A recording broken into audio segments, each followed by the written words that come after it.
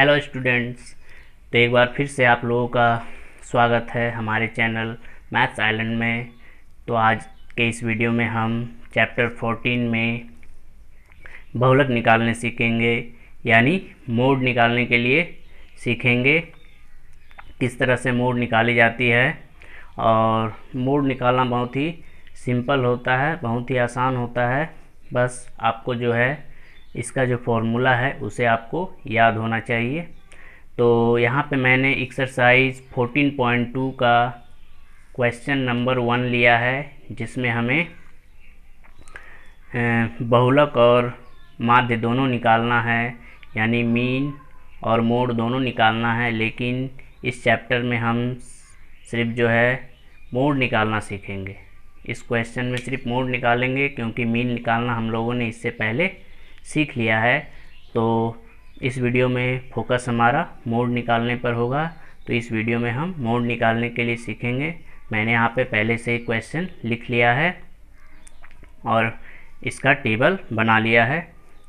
तो यहाँ पे ये जो क्वेश्चन है, क्वेश्चन यहाँ एक हॉस्पिटल में एक साल में किन किन एज में कितने पेशेंट, किन किन एज ग्रुप में कितने पेशेंट एडमिट थे, भर्ती थे, उसका यहाँ पे डेटा दिया गया है। 5 से 15 साल के एज वाले 6 पेशेंट थे, 15 से 25 वाले एज में रोगियों की संख्या 11 थी। तो इस तरह से वैल्यू दी गई है। इसका हमें बहुलक यानी मोड निकालना है। तो मैंने इसी वैल्यू को यहाँ पे कॉलम वाइज लिख लिया है स्तंभ में। 5 से 15 में 6, 15 से 25 में 11, इस तरह से मैंने लिख लिया है। आप देख सकते हैं कि मोड यानी बहुलक निकालने के लिए हमें इस फॉर्मूले की ज़रूरत होगी। बहुलक का फॉर्मूला, मोड का फॉर्मूला मैंने यहाँ पे लिख लिया है। फॉर्मूला है L plus F1 minus F0 divided by 2F1 minus F0 minus F2 into H। यहाँ पे हम एक एक टर्म को सीखेंगे कि हम L का वैल्यू कैसे फाइंड करेंगे, F0 का, F1 का और F2, और साथ ही H का वैल्यू किस तरह से फाइंड किया जाता है उसे हम सीखेंगे। उसके बाद हम क्वेश्चन को सॉल्व करेंगे। तो सबसे पहले हम आते हैं L की तरफ। L किसे कहते हैं या L कैसे निकाला जाता है। तो L जो होती है वो बहुलक वर्ग की निम्न सीमा होती है, यानी L जो होती है वो जो मॉडल क्लास होती है उसकी लोअर लिमिट होती है। तो चलिए मॉडल क्लास किस तरह से, बहुलक वर्ग किस तरह से फाइंड किया जाता है उसे देखते हैं। तो यहाँ पे आपको जो वैल्यू दी गई है, इसमें जो नंबर ऑफ़ पेशेंट्स, ये हमारी फ्रीक्वेंसी होती है, यानी रोगियों की संख्या जो दी गई है ये हमारा बारंबारता होता है। तो जिस वर्ग की बारंबारता सबसे अधिक होती है वही हमारा बहुलक वर्ग होता है।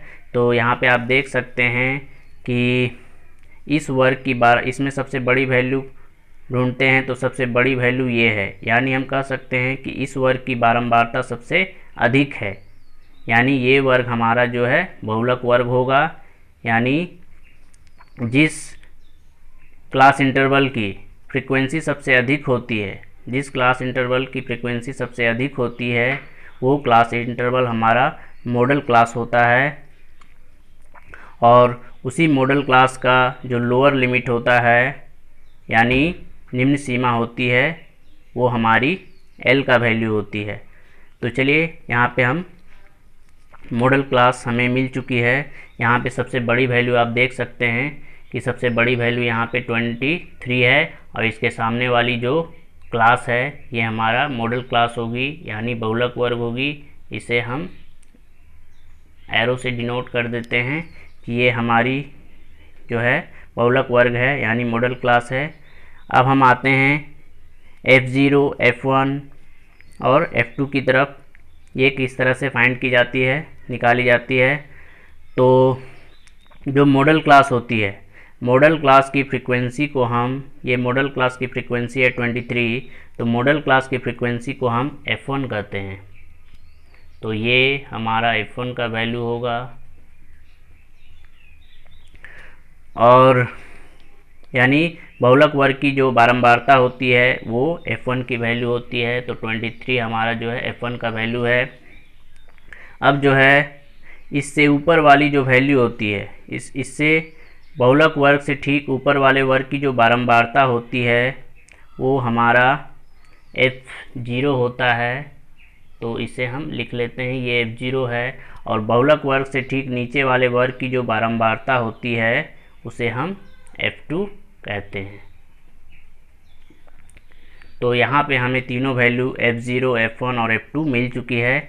यानी मॉडल क्लास की जो फ्रीक्वेंसी होती है वो f1 होती है, मॉडल क्लास से ठीक ऊपर वाले इंटरवल की जो फ्रीक्वेंसी होती है वो f0 होती है, और मॉडल क्लास से ठीक नीचे वाले इंटरवल की जो फ्रीक्वेंसी होती है वो f2 होती है। तो हमने इसे भी फाइंड करना सीख लिया है। अब हम बढ़ते हैं h की ओर। तो h तो आप लोगों को पता है कि क्लास साइज होता है, यानी वर्ग की माप होती है जो इसका डिफरेंस होती है। तो चलिए h का वैल्यू यहाँ पे फाइंड कर लेते हैं हम।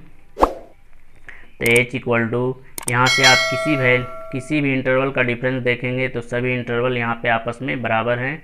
10-10 का डिफरेंस है, 10-10 का अंतर से यहाँ पे बढ़ रही है।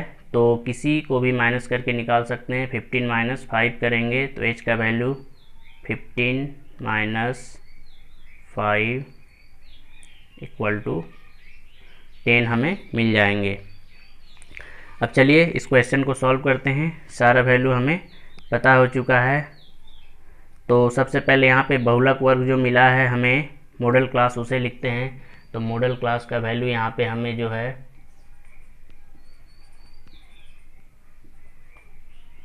मॉडल क्लास यानी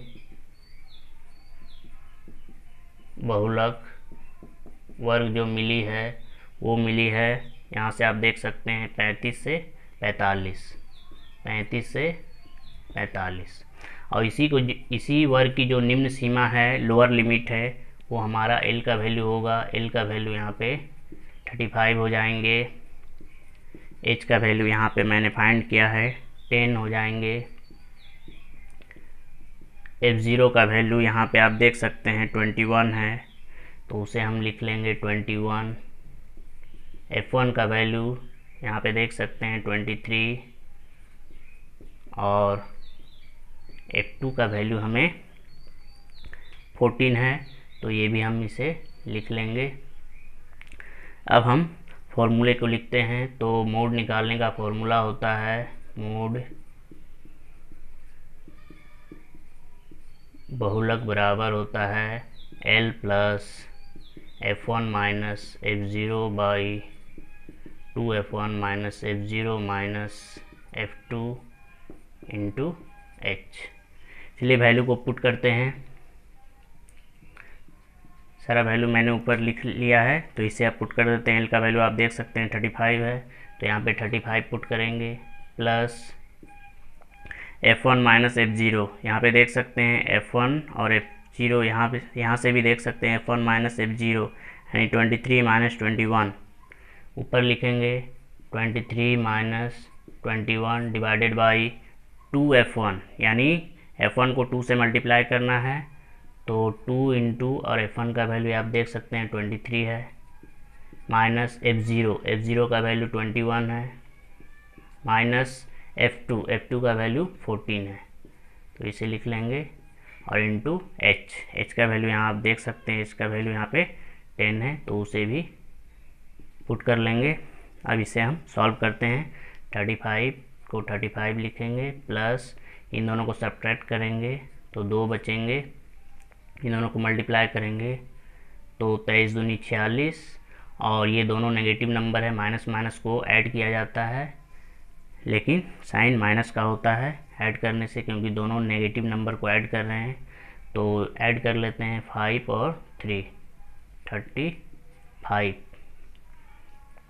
और इंटू 10, तो 35 प्लस इन दोनों को मल्टीप्लाई कर लेंगे 2 को 10 से, तो 20 हो जाएंगे, और नीचे सब्ट्रैक्ट करेंगे, 6 में से 5 घटाएंगे 1, 4 में से 3 घटाएंगे 1, यानी 11 बचेंगे। अब 11 से 20 में डिवाइड कर लेंगे और उसके बाद 35 से ऐड कर लेंगे। तो 11 से 20 में डिवाइड करते हैं तो कितना होगा, एक बार में 11 यहाँ पे आप कर सकते हैं इस तरह से। एक बार में 11 बचेंगे 9 पॉइंट लेंगे 90, 8 बार में 88 बचेंगे 2 जीरो ले सकते हैं। फिर से देखेंगे कि फिर से नंबर जो है रिपीट होने लगी है। फिर 8 बार में, यानी अब जो है 8181 रिपीट होंगे। तो हमें मिल चुकी है 1.81। 2 डिजिट लेंगे और जब इन दोनों को हम ऐड करेंगे, या 1.81 8 भी ले सकते हैं।